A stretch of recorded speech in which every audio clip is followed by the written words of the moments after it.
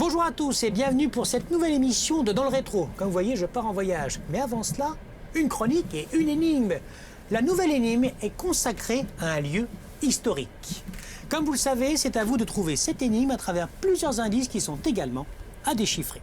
D'abord, indice général. Je ne fus jamais véritablement un palais d'habitation. Premier indice, chef-d'œuvre d'architecture, je suis édifié à la demande d'un roi passionné d'art et de chasse. Quel est le nom de ce souverain? Deuxième indice, ma silhouette impressionne par ses lignes inattendues. En mon cœur s'élève un escalier si ingénieux que l'on soupçonne l'influence d'un génie italien. Quel artiste, ainsi de la Renaissance, aurait inspiré cette prouesse architecturale?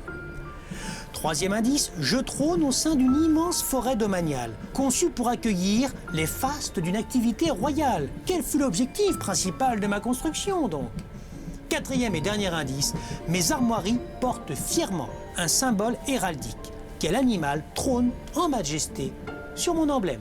Réponse dans quelques minutes. En attendant, place à la chronique du jour consacrée à l'histoire du haras de la Vendée.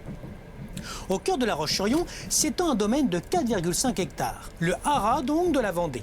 Pour comprendre son histoire, il faut remonter à 1665. Sous le règne de Louis XIV, son célèbre ministre, Colbert, fonde les haras royaux. L'objectif est clair, améliorer les races chevalines et fournir à la cavalerie du roi des montures robustes et rapides. Le cheval est d'abord un outil de puissance militaire, mais il est aussi un outil économique et politique. Pendant plus d'un siècle, les haras royaux vont encadrer la reproduction, surveiller les élevages et diffuser les meilleurs étalons à travers tout le royaume. Mais pour le haras de la Vendée, c'est sous Napoléon Ier que tout commence. En 1806, l'empereur signe le décret de Saint-Cloud, réorganisant l'administration des haras autour de 6 grands haras nationaux et 30 dépôts d'étalons. Le Conseil général de la Vendée et la municipalité de la Roche-sur-Yon, alors appelée Napoléon, souhaitent accueillir un dépôt d'étalons. Ils adressent une demande officielle, mais le projet initial est rejeté par l'empereur. Il faudra donc attendre la monarchie de Juillet pour qu'enfin, en 1842, Louis-Philippe, roi des Français, autorise la création du dépôt d'étalons de la Roche-sur-Yon, qui ouvrira ainsi en 1846. Le site est alors composé de la maison du directeur, d'une sellerie d'honneur et de 2 écuries.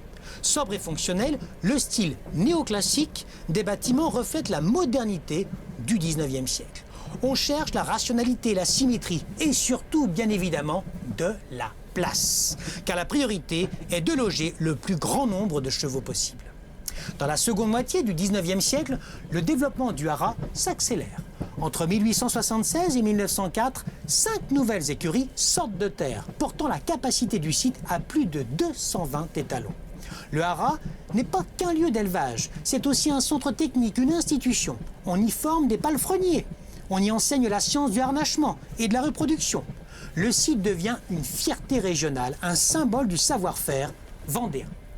Mais avec le XXe siècle, le moteur remplace le sabot. Tracteurs, automobiles, camions, bah oui, la place du cheval recule dans l'armée comme dans les campagnes. Les haras nationaux entrent alors dans une période de mutation. Au début des années 2000, une grande réorganisation s'impose. L'État confie certains sites aux collectivités locales pour préserver leur patrimoine. En 2006, le Conseil général de la Vendée reprend officiellement la propriété du haras et lui donne une nouvelle mission, devenir un lieu vivant, culturel et touristique. 2 ans plus tard, il change de nom. Il n'est plus le haras national de la Roche-sur-Yon, mais le haras de la Vendée. Ce lieu est aujourd'hui à la fois un musée vivant, un lieu d'apprentissage et un espace de spectacle. Il accueille chaque année des milliers de visiteurs, scolaires, familles et passionnés. Courez-y, la beauté du site vaut le détour. On en revient à notre énigme du jour. C'est bien sûr le château de Chambord qu'il fallait deviner, chef-d'œuvre de la Renaissance française. Commandé par François Ier, roi bâtisseur fasciné par l'art, il fut conçu non pas pour être une résidence permanente, mais comme un somptueux pavillon de chasse.